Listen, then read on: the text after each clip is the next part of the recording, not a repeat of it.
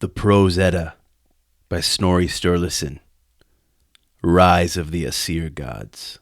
1, 2, 3, 4.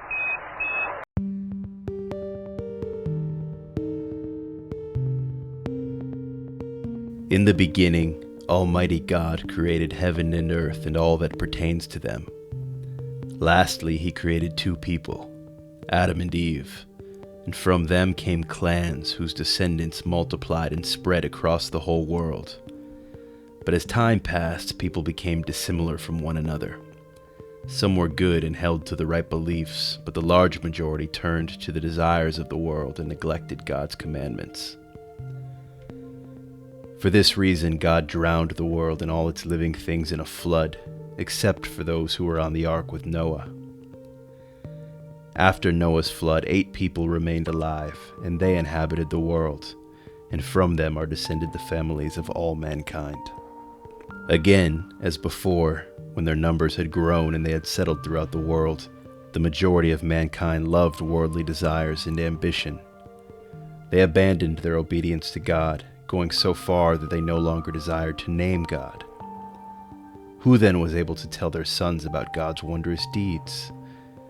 Thus they lost God's name, and nobody could be found anywhere in the world who knew his Maker. Nevertheless, God granted men the earthly gifts of wealth and happiness to enable them to enjoy the world.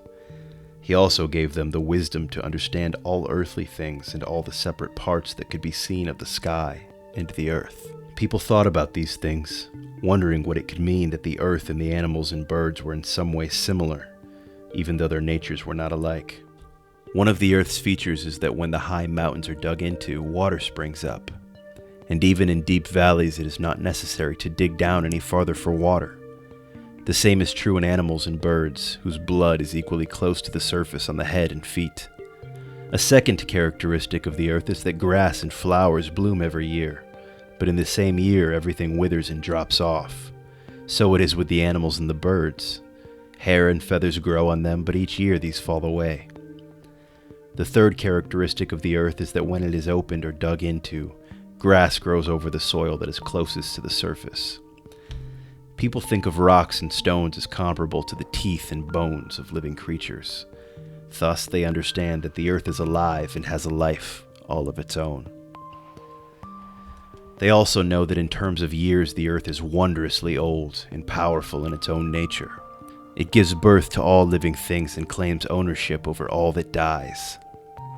For this reason, they give it a name and trace their origins to it. From their ancestors, people also learned that the earth, the sun, and the heavenly bodies remain constant after many hundreds of years have been reckoned. But the paths of the heavenly bodies change unequally. Some have longer courses, whereas others shorter.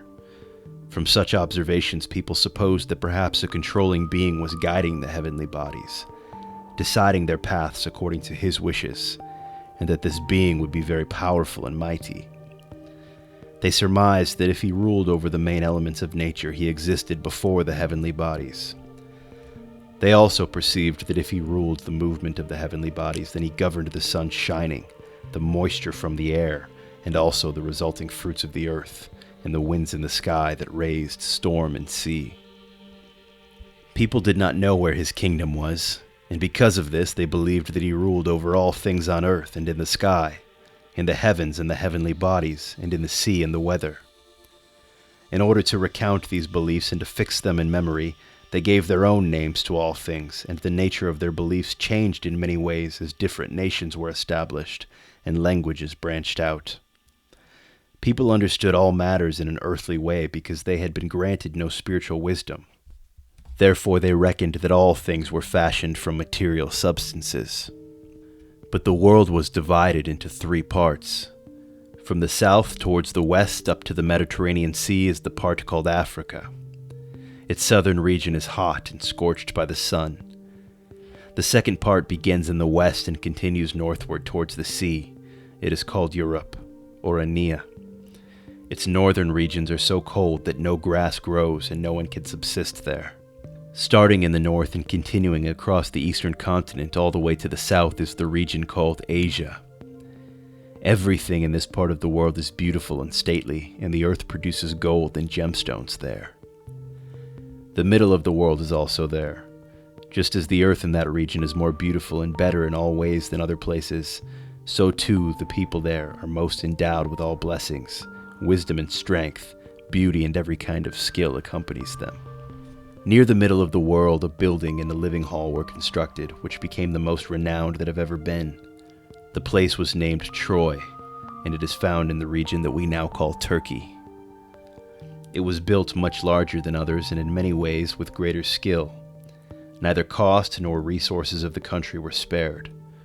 There were 12 kingdoms with one high king, and to each kingdom belonged many groups who paid tribute. In this city were 12 main chieftains. These rulers were superior in all human attributes to the other people who had preceded them in the world. One of the kings was named Munon or Menon. He was married to Troan, the daughter of Priam, the chief king. They had a son who was named Tror, the one that we now call Thor.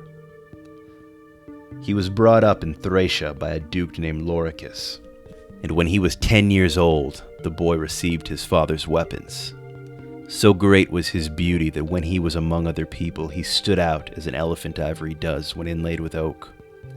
His hair was more beautiful than gold, and by the time he was 12 years old, he had acquired his full strength. Then he was able to lift from the ground 10 bearskins all in a pile. Next, he killed his foster father Loricus and his wife Laura, or Glora as some call her. And he took possession of the realm of Thracia. We call that place Thrudheim. Afterwards, he traveled widely through many lands, exploring all parts of the world, and on his own he overcame all manner of berserkers and giants, as well as one of the greatest dragons, and many other beasts. In the northern parts of the world, he came across the prophetess called Sibyl, whom we call Sif, and he married her. No one knows Sif's ancestors, but she was the loveliest of women, with hair like gold. Their son was named Loredai, and he was much like his father. Loredai's son was Inridi, his son Vingathor, and his son Vingnir. His son Moda, and his son Magi, and his son Seskef, his son Bedveg, and his son Athra, whom we call Anar, and his son Itraman, his son Heremod, his son Skaldun, whom we call Skjold, his son Biaf, whom we call Biar, his son Yat, and his son Gudolf, his son Finn, and his son Friljof, whom we call Fridleif. He had a son named Vodin, who was the one that we call Odin. He was an excellent man because of his wisdom, and because he had every kind of accomplishment. His wife named Frigida, but we call her Frigg. Odin had the gift of prophecy, as his wife also did, and through this learning he became aware that his name would become renowned in the northern parts of the world, and honored more than other kings. For this reason he was eager to set off from Turkey, and he took with him on his journey a large following of people, young and old, men and women. So too they took with them many precious things.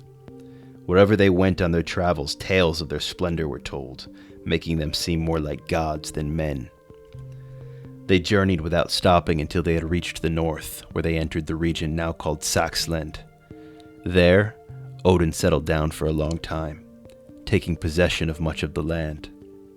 Odin had 3 of his sons guard the country. One of them, Vegdeg, was a powerful king who ruled over East Saxland. His son was Vittergils, whose son was Vitta, the father of Heingest, and Sigar, the father of Svebdeg, whom we call Svipdag. Odin's second son, named Beldeg, whom we call Balder. He held the land that is now called Westphalia. His son was Brand, and his son was Frodigar, whom we call Frodi. His son was Friovin, and his son was Vig, whose son Gevis we call Gavir. Odin's third son was named Sigi, whose son was Rerir.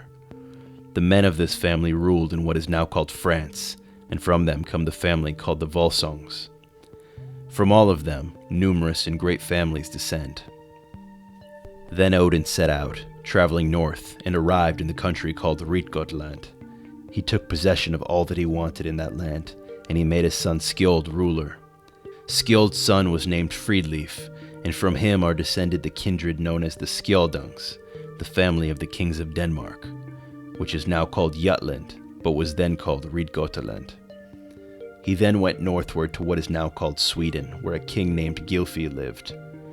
When the king learned of the journey of these Asians, who were called Aesir, he went to meet them, offering to grant Odin as much authority in his kingdom as he wanted. Wherever they stayed in these lands, a time of peace and prosperity accompanied their journey, so that all believed that the newcomers were the cause.